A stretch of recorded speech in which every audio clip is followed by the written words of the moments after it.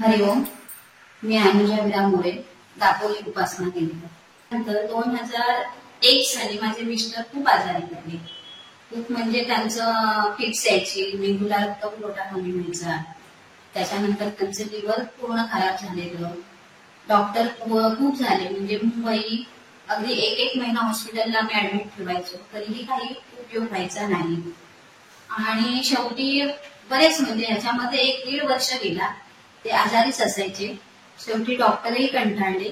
ते म्हणाले की याच्यात काही सुधारणा होणार नाही, त्यांच्या शरीराचे अवयव खराब झालेले आहेत, तर तुम्ही घरी घेऊन जा आणि जेवढी सेवा करता येईल त्यांची तेवढी सेवा करा आणि बाकी तुमचं नशीब आणि तुम्ही. ठीक आहे म्हटलं. आम्ही मग गावी घेऊन आलो, दापोलीत घेऊन आलो.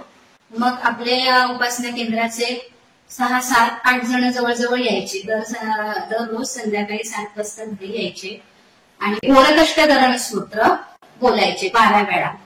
आणि त्यांना बुद्धी बापूंचा फोटो उशाखाली असं मी ठेवतच असे. चमत्कार असा झाला की 8 दिवसामध्ये ते बेडवरून बसू लागले स्वतः. 15 दिवसामध्ये बेडवरून ते, जेव्हा आम्ही उपासना करायचो तेव्हा बेडवरून ते खुर्चीत बसायला लागले. आणि जवळजवळ 1.5 महिन्याने ते चालत आपल्या उपासना केंद्रात बापूंच्या दर्शनाला गेले.